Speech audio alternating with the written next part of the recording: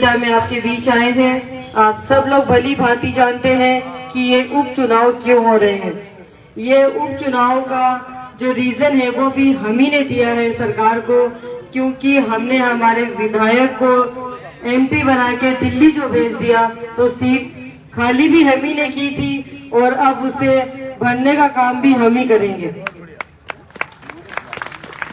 जिस तरीके से 2 बार हमने विधानसभा और लोकसभा को विजयी किया, हम विश्वास करते हैं झुंझुनू जिले वाले पूरे कि इस बार भी विधानसभा में हम कांग्रेस का झंडा गाड़ेंगे और उसी बहुमत से गाड़ेंगे।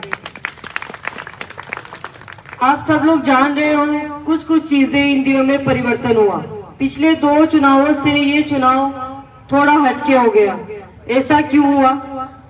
ऐसा इसलिए हो गया, ज्यादा कुछ नहीं बदला, सामने वाली पार्टी भी नहीं बदली, अपनी पार्टी भी नहीं बदली, बदला तो सिर्फ और सिर्फ एक बीच का माहौल।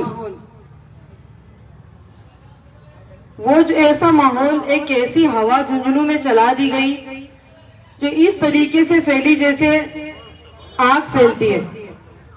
पिछले 6 महीने में लोगों ने उस जो वो आग थी उसको इस तरीके से हवा दे दी कि वो चारों ओर फैलती चली गई। लेकिन वो लोग भूल गए कि ये झुंझुनू जिला है, ये शहीदों का जिला है, यहाँ सिंसियरिटी है, यहाँ बेवकूफ लोग निवास नहीं करते हैं, हम झुंझुनू निवासी हैं। यहाँ ऐसी ऐसी शख्सियत है, यहाँ इस उम्र के लोग हैं कि इन्होंने कांग्रेस को तब से देखा है जब से ये लोग पैदा हुए हैं, और आज इनकी 4थी 5वीं पीढ़ी कांग्रेस का साथ दे रही है। तो इन लोगों से कुछ छुपा हुआ नहीं है, इसलिए उनके जो मंसूबे हैं वो कभी कामयाब नहीं होंगे। चाहे आप सीधे सीधे आ जाओ या चाहे आप टेढ़े रास्ते से आ जाओ, उन्होंने यही किया।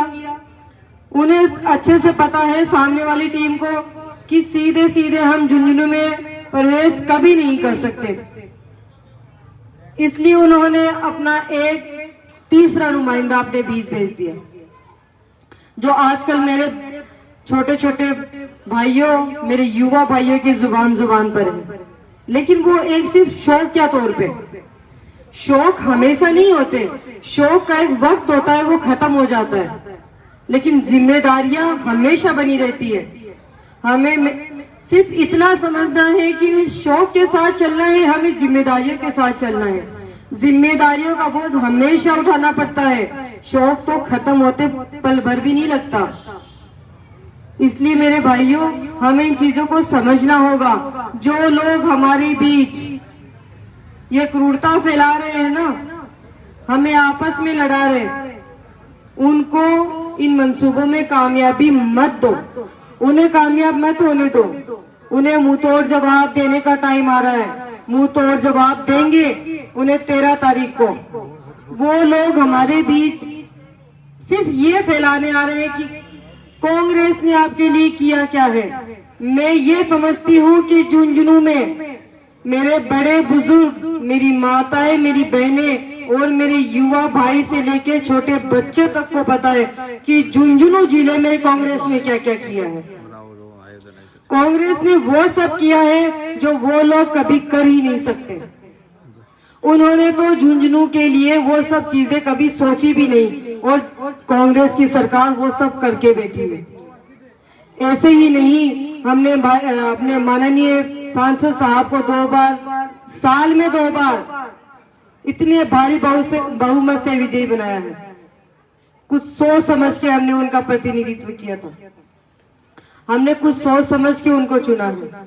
वो हम विधानसभा से हटके लोकसभा तक पहुंचे, वहां भी अपना विकास होगा, लेकिन अगर विधानसभा छूट गई, विकास आधा हो जाएगा। सिर्फ इस छोटी सी चीज को समझो, अगर हमसे ये कड़ी छूटती है तो हम लोकसभा तक नहीं पहुंच पाएंगे, और लोकसभा से जो अपना बजट है वो भी हम तक नहीं पहुंच पाएंगे। इसे कड़ी जुड़ती है, विधायक आपका, सांसद आपका, जब ये कड़ियां जुड़ेगी तब अपना विकास होगा। इन चीजों को समझना है और सही फैसला लेना है। 13 तारीख को हमें हाथ के निशान पे जो पहले नंबर पे ही अपना बटन है, पहले नंबर पे, और ईवीएम के पास जाइए और अपने दिल पे हाथ रख के पहले नंबर का बटन दबाइए और भारी बहुमत से भाई अमित ओला को यहाँ से विजयी बनाइए। मैं विश्वास दिलाती हूँ आपको कि फिर जो विकास की गंगा बहेगी, आप लोग देखोगे दूसरे जिले वाले झुंझुनू जिले में आएंगे विकास देखने और यहाँ की मिसालें दी जाएगी। क्योंकि आप लोग सोच कर देखिए, जितना विकास 5 साल में माननीय ब्रिजेंद्र सिंह जी ओला के सानिध्य में यहाँ हुआ है, उतना तो 20 साल में भी नहीं हुआ था। जितना विकास 5 साल में विजेंद्र जी ने कर दिखाया, तो आप सोच कर देखिए, तब तो विजेंद्र जी सांसद भी नहीं थे। सोचिए कितनी गहरी बात है, तब तो सांसद भी अपने नहीं थे, फिर भी इतना विकास हुआ।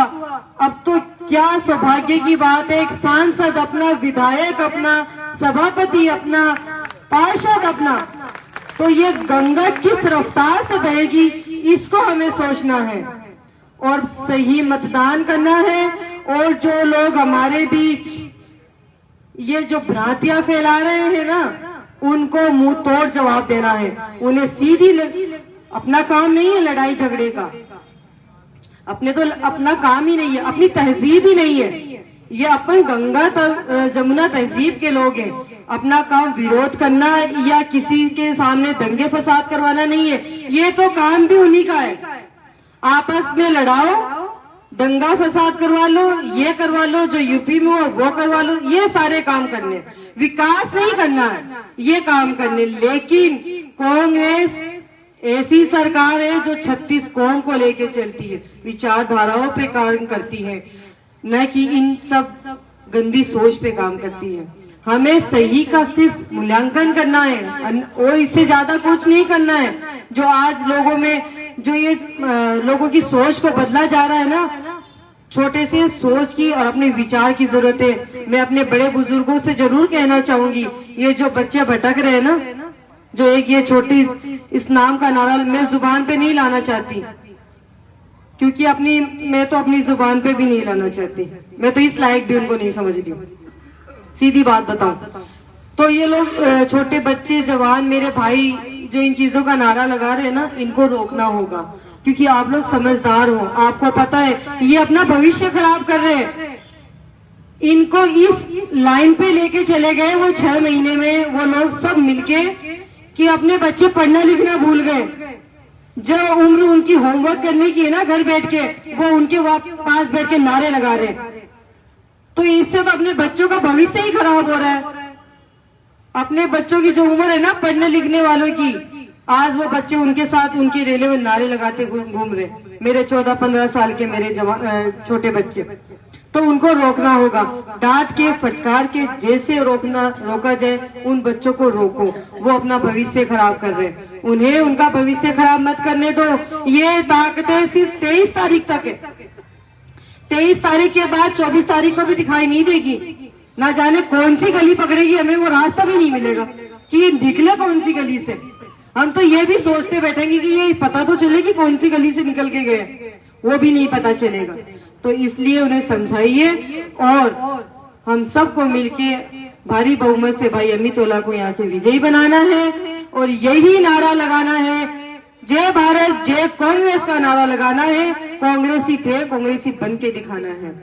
आप सब लोग यहाँ इतनी अच्छी तादाद में हमें दुआएं देने आए, अपना आशीर्वाद देने आए, आप सबका तहे दिल से शुक्रिया। जय हिंद, जय भारत, जय कांग्रेस। धन्यवाद। सभापति जी ने बड़ी संजीदगी से और जिम्मेदारी पूर्वक अपना उद्बोधन दिया और बताया कि हमें हमारे शहर को, हमारे जिले को शांति व्यवस्था, सबसे पहले क्या चाहिए, शांति चाहिए। अगर शांति नहीं है तो फिर कुछ भी नहीं है। शांति व्यवस्था के लिए हमारे प्रतिनिधि को हमने पहले से ओला परिवार को देखते आ रहे हैं कि इनके यहाँ काम विकास और दूसरी बात, बदमाशी नाम का आदमी इनके कैंप में भी नहीं आ सकता, वोट तो बहुत बड़ी बात है। सभापति जी कह रहे थे कि 23 तारीख को नजर नहीं आएंगे, मंत्रा ला गए 13 तारीख नहीं नो तो वेरा हो जाना, 23 पकड़ दिया करेंगे बाबू, 13 तारीख नहीं आगे कर जाना, तीये की बैठेगा 13 तारीख ना की। बाकी ये तो आप बुलावा साहब, मैं हिसाब से लागे रहो, चिंता बना करो। अध्यक्ष साहब पहले बोलोगे? अध्यक्ष हाँ अच्छा देखोगा भैया कि नाम है, पर बाल 13 तारीख की नहीं, 5 साल तक देखोगा भैया करा। मैं सभी की डिमांड है कि मैं अमित जी ने सुनना है, तू यार बीच में क्यों लाठो रोड़ा है, तो 2-4 नारा तो हमारे कहीं भी लगा दो, अमित तोला, अमित तोला ना यार, पुनः था नारा मन तो मजा आयो अमित तोला, अमित तोला, अमित तोला, कांग्रेस पार्टी इनका मैं अमित जी से आग्रह करूंगा कि वो अपना उद्बोधन में जोरदार तालियों से आप सब लोग आगे चालू है। आज इस चुनावी सभा में मंच पर मौजूद हमारी झुंझुनू की चेयरमैन नगमा जी, आदरणीय राजबाला जी, आदरणीय आकांक्षा जी, हमारी पूर्व उप सभापति बिमला जी, आपके यहाँ से पार्षद हिना जी, और हमारे उप सभापति राकेश जी, और हमारे पार्षद राकेश जी, और हमारे मंच संचालन कर रहे और कांग्रेस के कार्यकारी अध्यक्ष खलील जी, और यहाँ मौजूद सभी बुजुर्ग, सभी माताएं बहनें और युवा साथियों, आप सबको मेरा नमस्कार है, सलाम है। इस बार आप सबके आशीर्वाद से, आप सबके राय मशवरे से कांग्रेस ने मुझे अपना प्रत्याशी बनाकर आपके बीच में भेजा है। और जब भी कांग्रेस पार्टी हमें आदेश देती है, हम आपके पास आते हैं केवल 2 ही चीज लेके, एक अपनी कांग्रेस की विचारधारा और दूसरा अपने किए हुए काम। इस बार भी इन्हीं 2 चीजों को लेके आपके पास आए हैं। आप अभी पीछे अपनी सरकार थी कांग्रेस की, उसमें नगमा जी बीच में 3-1 साल उसमें चेयरमैन थी, साथ में ही आपके जो अब आपने सांसद बना दिया है, वो उस समय विधायक थे, मंत्री थे। उस दौरान जो काम इस शहर में हुए, आपका वार्ड तो शहर के थोड़ा बाहर की तरफ आ जाता है, आप भी जानते हैं यहाँ पे सारे नए काम हुए, बाकी जगह तो पुराने कामों में सुधार हुआ है। तो यहाँ जो चाहे सड़क हो, बिजली हो, पानी हो, नालियों की व्यवस्था हो, सीवरेज अभी आ रही है आपके अगले फेज में, वो भी तैयारी करी जा चुकी थी। और इसके अलावा बीडी के हॉस्पिटल में हो, मेडिकल कॉलेज हो, मेरा कहने का मतलब है जो भी विकास कार्य थे वो इतने ज्यादा, इतनी तेजी से किए गए। आपकी पार्षदों की टीम बड़ी अच्छी थी, तो ये सब मिलके इन्होंने इतना अच्छा कार्य किया जो पिछले 15-20 साल में नहीं हुआ था।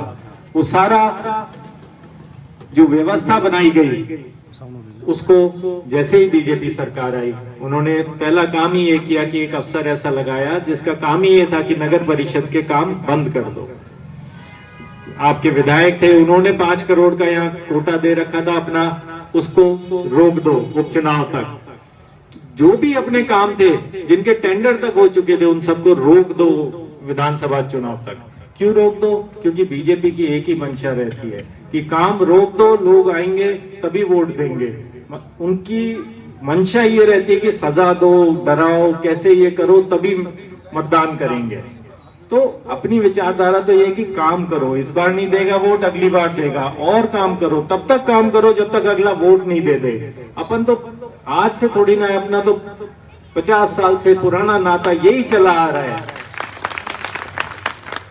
तो ये सब देख के अब बीजेपी का बड़ा सीधा सा ये हो गया कि अपन सीधी लड़ाई में नहीं जीत सकते। तो जैसे नगमा जी ने आपको बताया और किसी को भेजा उन्होंने, अब वो अपन उस बारे में ज्यादा बात नहीं करेंगे। केवल आपको इतना ही कहूंगा कि यहाँ पे इस चुनाव में 2 ही वोट है, एक कांग्रेस को वोट है और एक भाजपा सरकार को वोट है। जो कांग्रेस का वोट है वो तो सीधे तरीके से कांग्रेस का बटन दबाने पे जाएगा, और दूसरा वोट बहुत तरीके, किसी भी तरीके से भेज दीजिए, जाएगा वो भाजपा सरकार के पास ही। अपने को बस इतनी सी बात अपने कोई भी थोड़े बहुत जो बच्चे हैं उनको समझानी है, और कोई बड़ा मुद्दा है नहीं। आप इतनी तादाद में बैठे, बड़ा मुद्दा होता तो बात ही क्या थी। तो ये सब बातें अपन आप अपने तो बस, तो 13 तारीख के बाद संभालना तो उसको अपने को ही है, कोई और आएगा नहीं। पहले भी अपन ही संभालते थे, अब भी अपन ही संभालेंगे। अब आप ये समझिए, ये जो फूल है ये कीचड़ में ही खिलता है, तो इनकी पूरी मंशा यही है कि इस झुंझुनू को कीचड़ कैसे बनाया जाए। और अपना एक ही देह है, आदरणीय सांसद साहब भी आगे, जब तक वो हैं, हम सब यहाँ मौजूद हैं, तब तक झुंझुनू को कीचड़ नहीं बनने देंगे। चाहे बीजेपी 1 आए, 100 आए, 1000 आए, हम उससे आगे खड़े रहेंगे, उनको रोके रखेंगे। विजेंद्र सिंधियाला जिंदाबाद, विजेंद्र सिंधियाला जिंदाबाद, विजेंद्र सिंधियाला जिंदाबाद,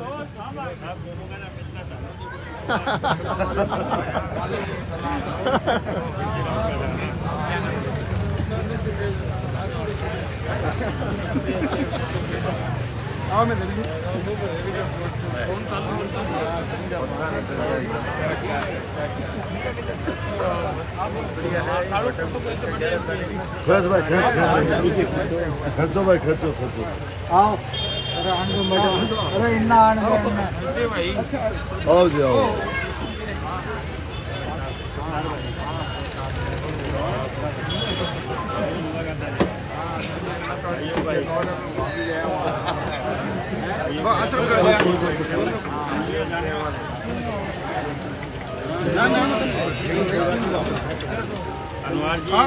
शेरवाड़ा चुनाव लड़े, ये हमारा मकसूद भाई बहन है तारा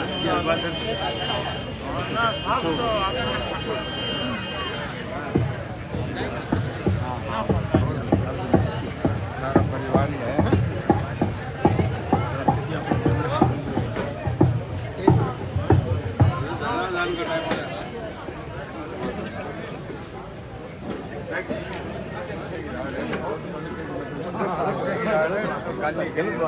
तो जैसा मैं कह रहा था कि चाहे भाजपा की यही मंशा है कि यहाँ कैसे कीचड़ किया जाए, और हम जब तक हम सब हैं, ये मंच आपके पास है, तब तक चाहिए 1 आए, 100 आए, 1000 आए, हम भाजपा का कोई मंसूबा या सफल नहीं होने देंगे। और इसी के लिए हमको आपका साथ चाहिए।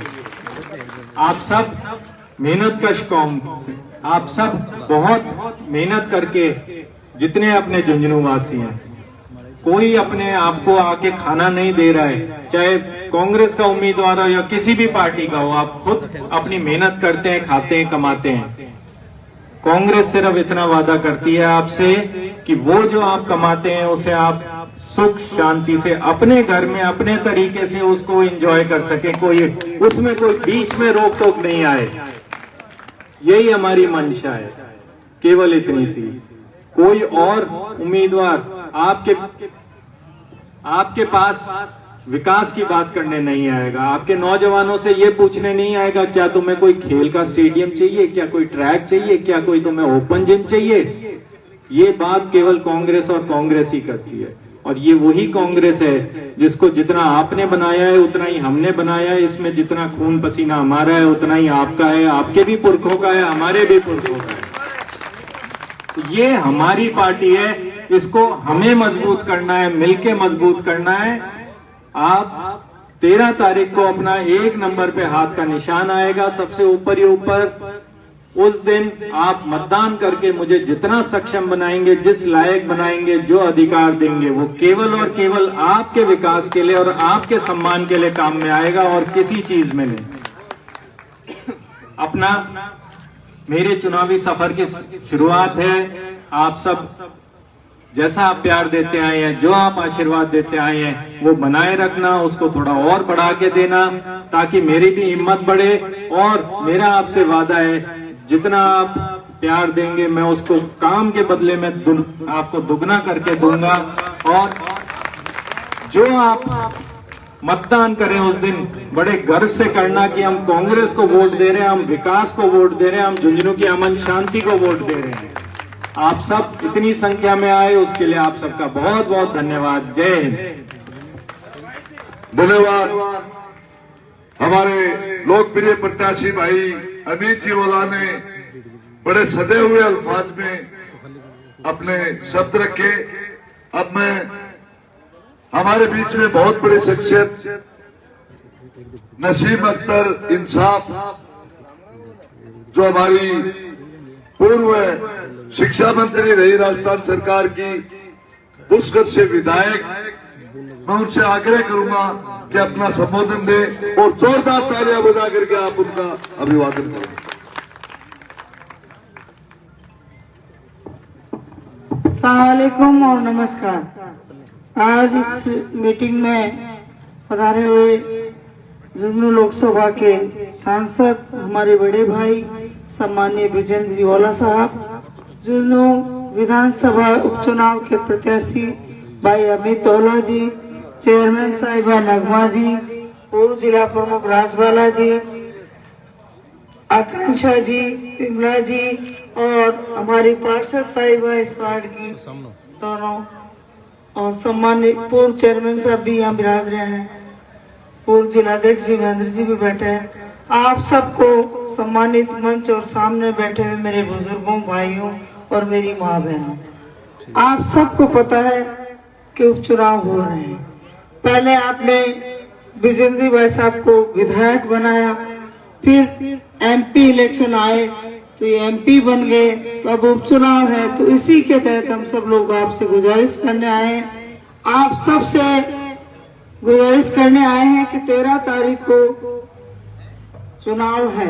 आप सबको ज्यादा से ज्यादा संख्या में कांग्रेस के पक्ष में मतदान कर भाई अमित ओला को विजयश्री दिलानी है।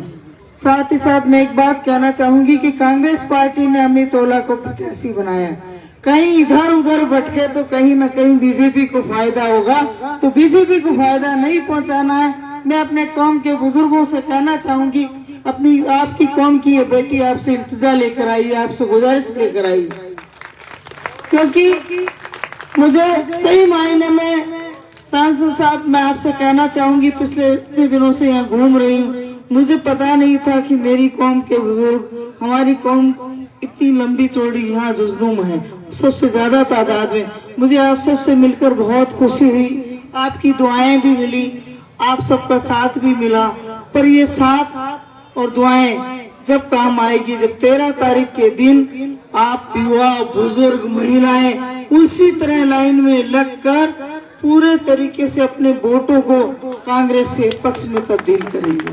तो मैं क्या अपनी इस बेटी को ये आश्वस्त करेंगे कि आप सब लोग कांग्रेस के पक्ष में वोट डालेंगे ने आप सबको कांग्रेस का साथ देना। भाई आधे हाथ उठाओ मत, पूरे हाथ उठने चाहिए। भाई अमित ओला के पक्ष में पूरे हाथ उठाए। मेरी माँ मेरे से कहूंगी, आपकी दुआओं में कमी नहीं आनी चाहिए, आपकी दुआओं का ज्यादा साथ चाहिए। मैं तो यही कहूंगी कि 13 तारीख के दिन आप सुबह फजर की नमाज पढ़ के, दुआएं करके, अपने मालिक को याद करके फिर वोट डालने जाएं, तो मुझे यकीन है उस वोटों में बरकत होगी और कांग्रेस पार्टी विजयश्री दिलाएगी। लोग कहते हैं ना, ओला साहब ने क्या किया, ओला साहब ने बहुत कुछ किया। ओला साहब ने हमेशा माइनॉरिटी के साथ खड़े होकर मुस्लिम समाज के लिए काम किया, अपनी समाज के लिए काम किया, चाहे व्यापारी समाज हो चाहे कोई समाज हो, उसके लिए काम किया। उसका जीता जागता उदाहरण नसीम अख्तर है। 2008 में दूसरे नेताओं ने तो बहुत मदद की, पर ये शीशराम ओला जी जो पद्म श्री थे, जब मैं टिकट मांग रही थी उनसे मिली, तब उन्होंने मुझे कहा, नसीम तू यहाँ रुक, मैं तेरी पूरी मदद करूंगा। तो उसको मैं कैसे भूलूं, आपके समाज की बेटी को, आपकी कौम की बेटी को, आपकी कौम की बहन को उन्होंने मदद की, गारंटी ली, उसके बाद टिकट दिलाया, सोनिया जी से पैरवी की, पार्टी में पैरवी की, और जब टिकट मिला उसके बाद उन्होंने आकर मेरा चुनाव प्रचार किया और मैं एमएलए बनी और राजस्थान की शिक्षा